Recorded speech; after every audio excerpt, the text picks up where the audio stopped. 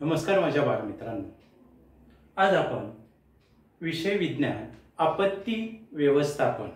आता पहा, बऱ्याच वेळा आपण शब्द वापरलेला आहे आपत्ती, किंवा सहज तुम्ही बोलता बोलता म्हणता अरे तुझ्यावर आपबीती, सहज बोलता ना तुम्ही हिंदीमध्ये. मग आता आपत्ती म्हणजे काय, तर थोडक्यात संकट.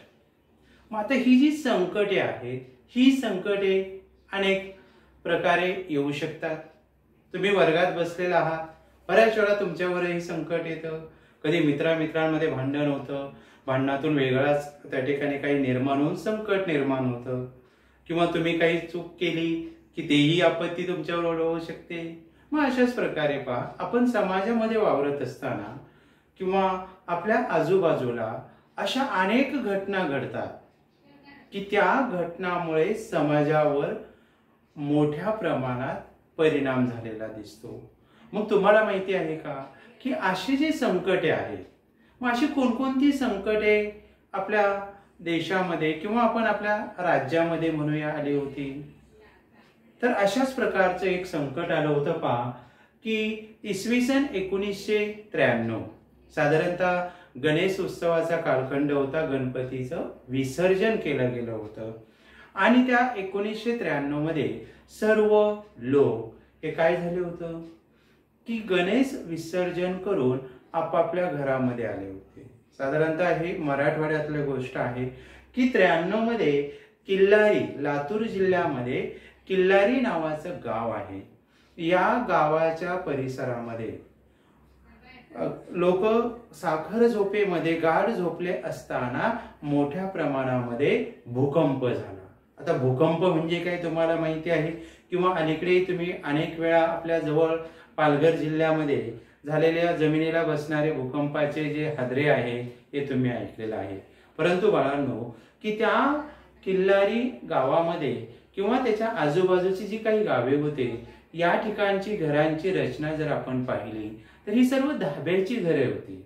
म्हणजे त्यांचं छत हे सपाट होतं, जाडजाड भिंती होत्या आणि पहाटेच्या वेळेस त्या ठिकाणी काय झाला, भूकंप झाला आणि जी घरे आहेत ही घरेच्या घरे लोकांच्या अंगावर कोसळली.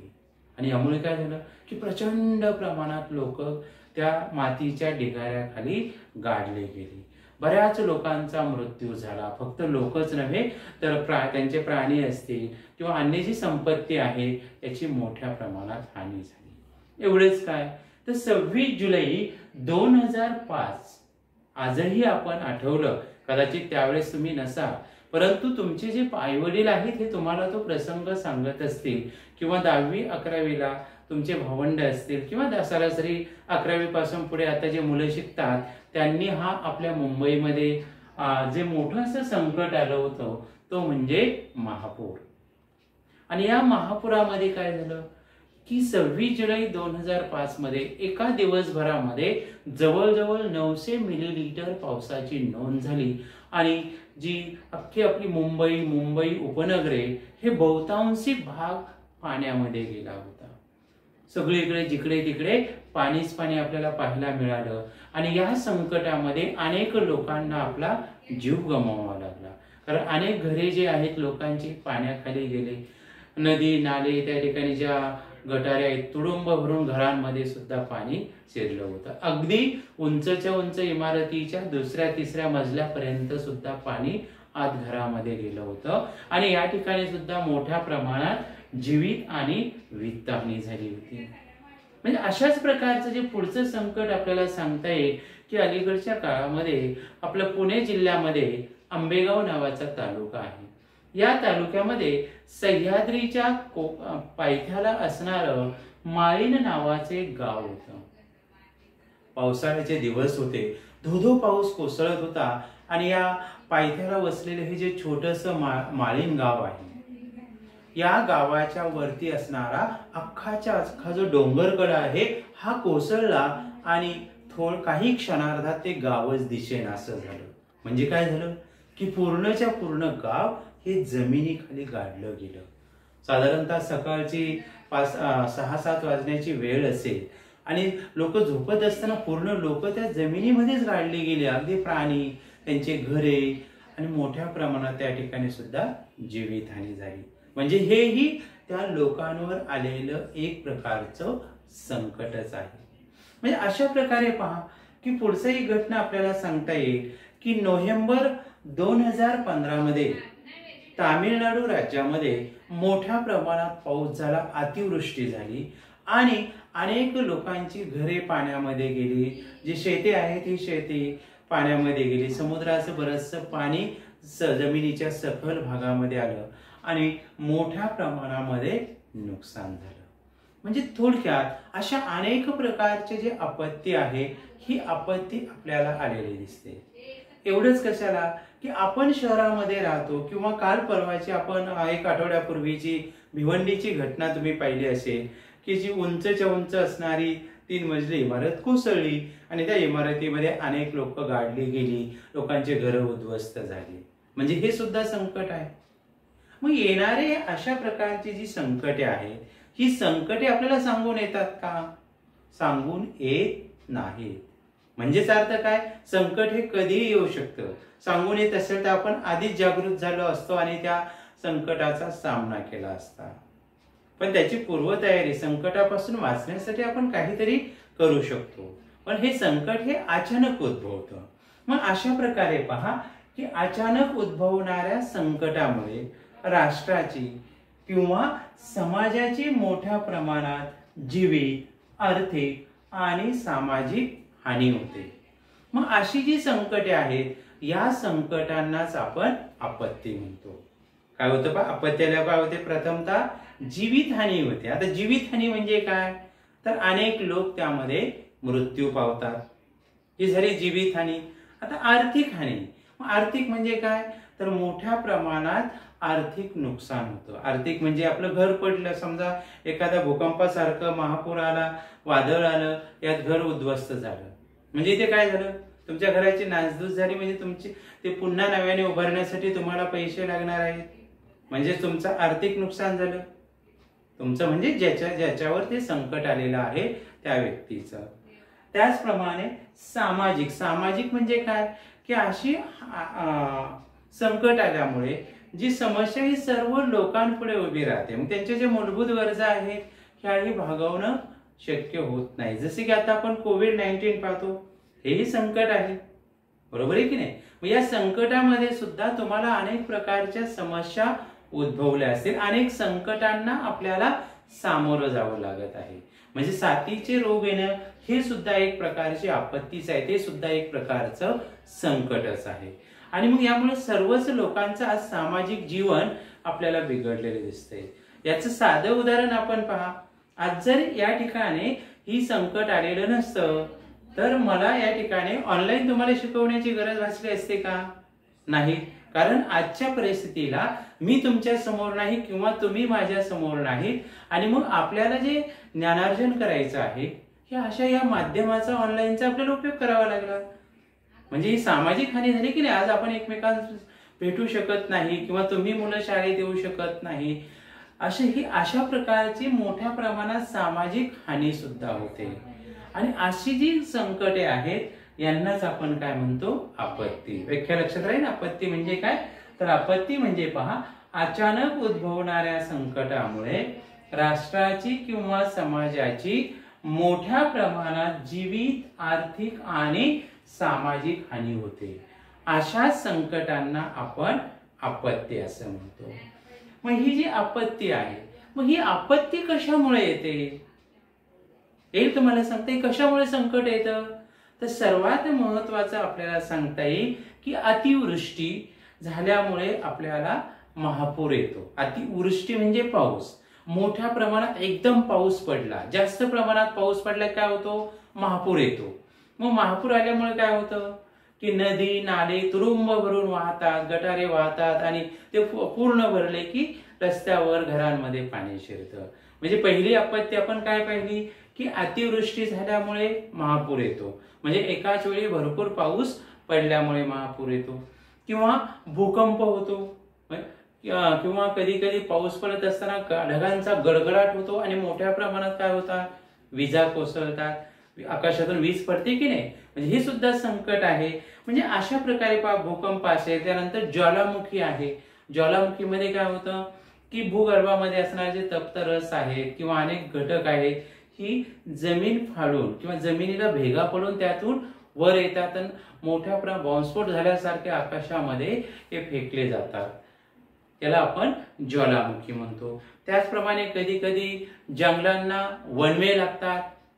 मग या जंगलांना वणवे लागल्यामुळे सुद्धा आपल्याला आपत्ती या ठिकाणी दिसते.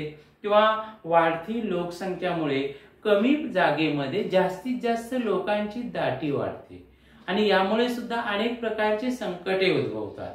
मग दाटी झाली म्हणजे काय, दाटी वाटीने लोक आली तर चेंगराचेंगरी होते किंवा अन्य अनेक प्रकारच्या अफवा पसरून समाजामध्ये वेगळ्याच समस्यांना सामोरं जावं लागतं. किंवा आपण दाटीवाटीचा प्रसंग रेल्वे स्टेशनला आपण अनेक वेळा ऐकतो की जे स्कायवॉक आहेत किंवा ब्रिज आहेत, रेल्वे क्रॉस करताना एकदम लोकांची गर्दी होते, त्या गर्दीत चेंगराचेंगरी होते किंवा अति गर्दी झाल्यामुळे ब्रिज सुद्धा कोसळतात.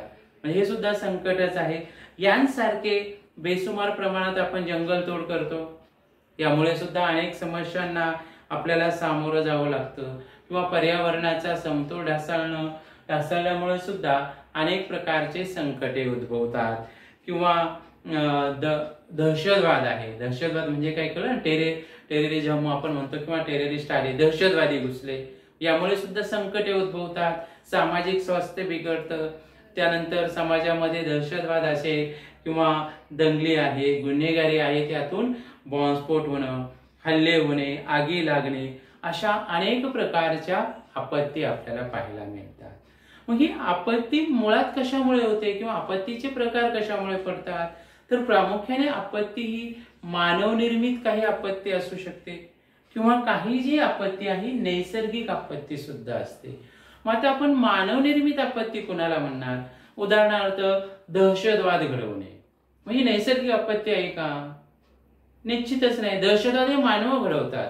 म्हणजे जे संकट, थोडक्यात साध्या सोप्या भाषेमध्ये आपल्याला काय सांगता येईल की जी संकटे मानवामुळे निर्माण होतात अशा संकटांना म्हणायचं मानवनिर्मित आपत्ती. म्हणजे जसं की मी तुम्हाला आता सांगितलं, दहशतवाद असेल, दंगल आहे किंवा बॉम्बस्फोट घडवणे, गुन्हेगारी कृत्य करणे किंवा आग लावणे, एकमेकांवर हल्ले करणे, मानवाकडून लागलेला वणवा असेल किंवा एखादी इमारत दुर्घटना घडते. मग अशा अनेक घटना या मानवामुळे आपत्ती येत असेल तर अशा आपत्तींना आपण काय म्हणतो? मानवनिर्मित आपत्ती. आणि दुसरा आपत्तीचा या ठिकाणी मी प्रकार लिहिलेला आहे तो म्हणजे नैसर्गिक आपत्ती. मग नैसर्गिक आपत्ती कशाला म्हणायचं की जे संकट निसर्गतः निर्माण होतं, त्यामध्ये मानव कोणत्याही प्रकारचा हस्तक्षेप करू शकत नाही. मग अशी नैसर्गिक आपत्ती कशी निर्माण होते? उदाहरणार्थ चक्रीवादळ येतं, मोठमोठे वादळे येतात, त्यात जीवित आणि आर्थिक नुकसान होतं, ही नैसर्गिक आपत्ती आहे. किंवा भूकंप होणे, ज्वालामुखी होणे, अतिवृष्टी होणे, यांसारखी जी संकटे आहेत किंवा यांसारखे जे आपत्ती आहेत, या सर्व आपत्तींना आपण नैसर्गिक आपत्ती म्हणतो की जी निसर्गतः निर्माण होते. अशा आपत्तींना आपण काय म्हणतो? नैसर्गिक आपत्ती. बरोबर आहे की नाही? मग अशा प्रकारचे ज्या काही आपत्ती आहेत, या आपत्तींचा आपण थोडक्यात या ठिकाणी अभ्यास करणार आहोत. मग त्यामध्ये मी पहिली नैसर्गिक आपत्ती लिहिलेली आहे भूकंप. मग आता भूकंप कशामुळे होतो रे? तर भूगर्भामध्ये, भू म्हणजे जमीन, जमिनीचा गर्भ म्हणजे जमिनीच्या आतमध्ये. आधीही मी तुम्हाला खूप वेळा सांगितलं की पृथ्वीचं जे शिलावरण आहे 100 किलोमीटरच घन अवस्थेमध्ये आहे आणि तिथून खाली पृथ्वीचा गाभा सुरू होतो आणि या गाभ्यामध्ये ही द्रव अवस्थेमध्ये, द्रव आणि वायू अशा अवस्थेमध्ये पृथ्वीचा गाभा आपल्याला दिसतो. मग या ठिकाणी काय होतं की भूगर्भातील हालचालीमुळे, भूगर्भामध्ये जे तप्त असे वायू आहेत, रस आहे, ते काय करतात? अंतर्गत भागामध्ये सतत हालचाल करत राहतात, इकडून तिकडे फिरत असतात आणि फिरता फिरता वर काय करतात की ते जमिनीवर येण्याचा प्रयत्न करतात. म्हणून ते खडकांना काय करतात? धक्के मारत राहतात. जसे की साधं उदाहरण पहा की आपण गॅसवर पातेले ठेवून त्यात पाणी ठेवून वरून झाकण ठेवा, झाकण ठेवल्यानंतर जेव्हा पाणी गरम होतं किंवा अन्य काही गोष्ट असे गरम होतं, त्यामध्ये वाफ काय करते, ते झाकण उचलते आणि कधी कधी मोठ्या प्रमाणात उष्णता जर खालून त्या पातेल्याला आपण दिली तर त्या पातेल्यावर ठेवलेलं जे झाकण आहे ते पातेल्यापासून काय होतं, बाजूला निघून पडतं. किंवा जसं कुकरचं आपण उदाहरण घेऊया की आपण आई कुकर लावते, मग कुकर लावल्यानंतर काय होतं की त्यामध्ये पाणी असं प्रचंड पाण्याची वाफ होते आणि वाफ झाल्यामुळे पहा की ती वाफ बाहेर पडण्याचा प्रयत्न करते, म्हणून ती कुकरची व्हिसल काय होते, वर उचलली जाते आणि त्यातून ती वाफ बाहेर निघते.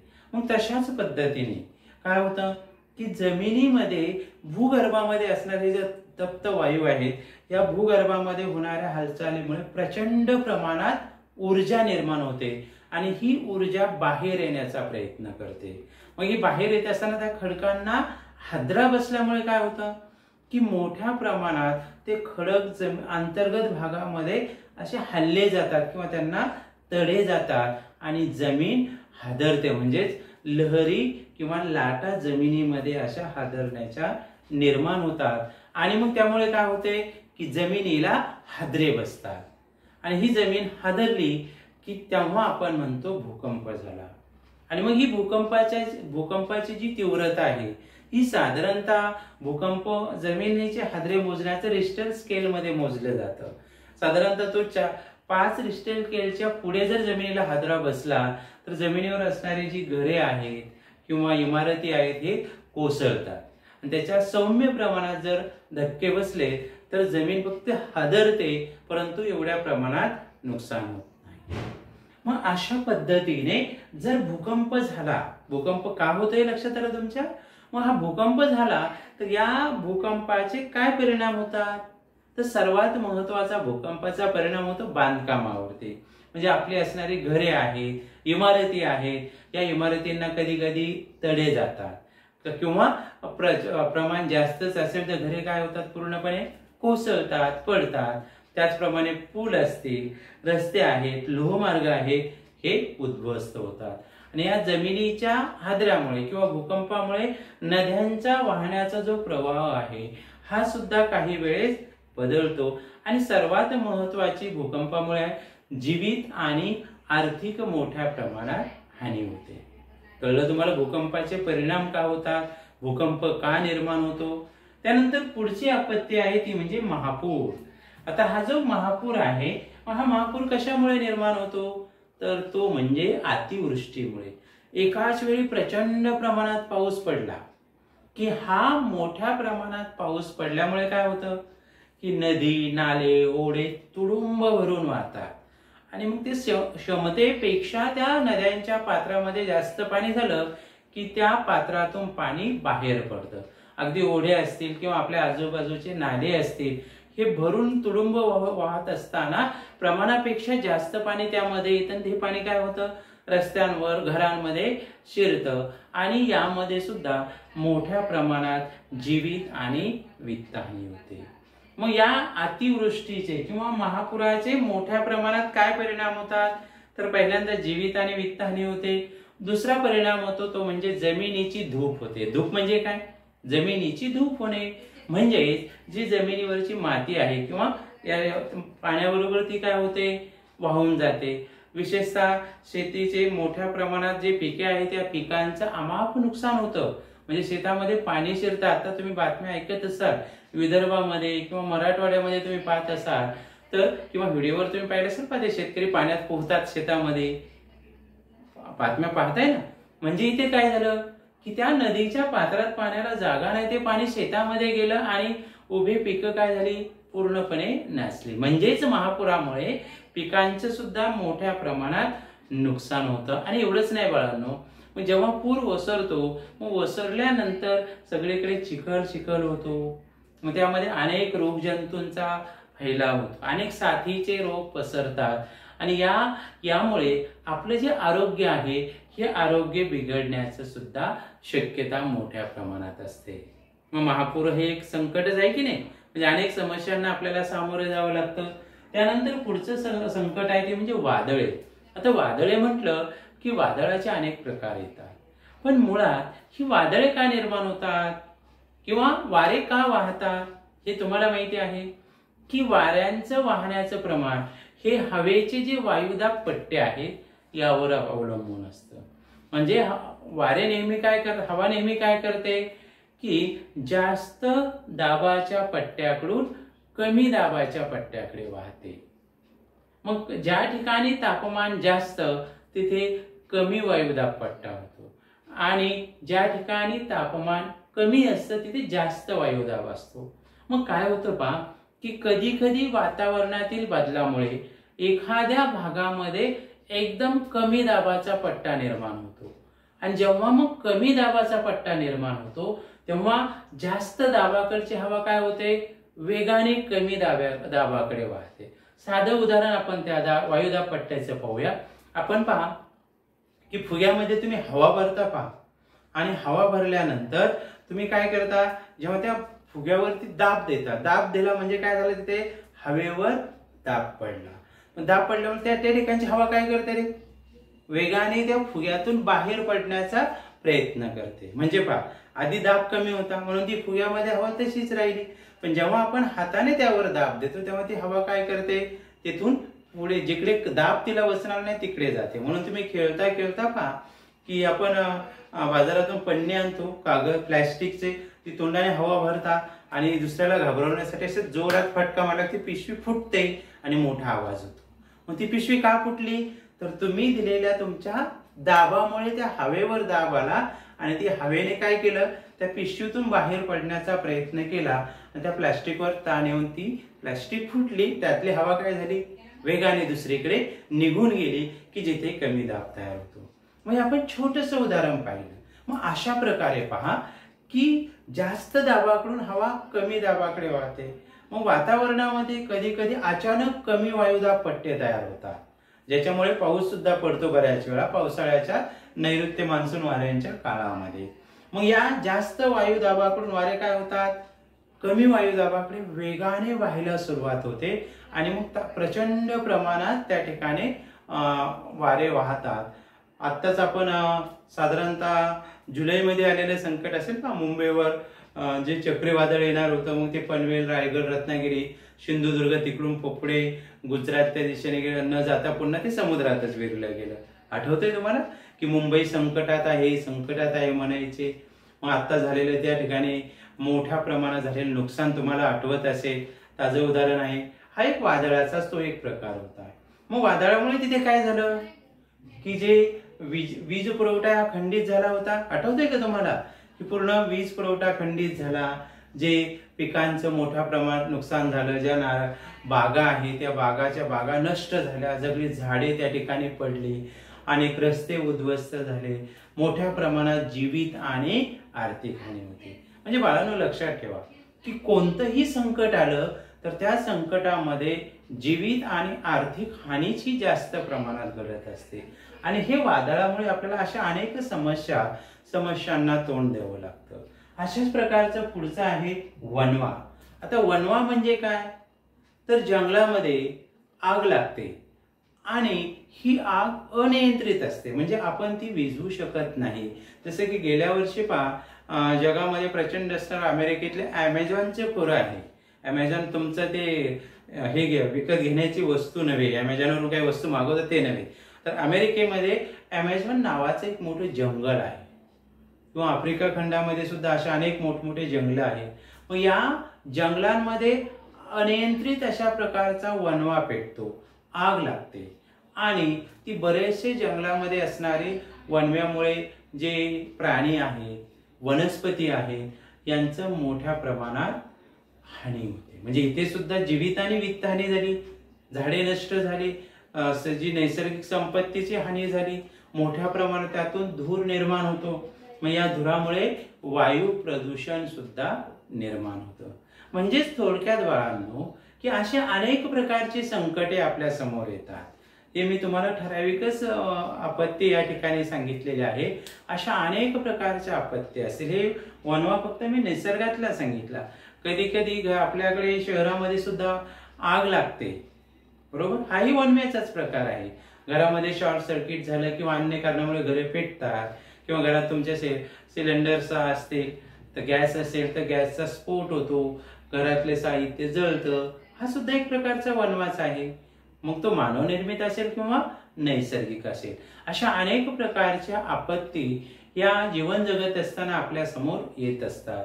मग अशा आपत्ती उद्भवली तर या आपत्तींना आपण सामोरे कसं जायचं, त्यासाठी आपण काय उपाययोजना केल्या पाहिजे हे आपण पुढच्या तासाला पाहूया. धन्यवाद.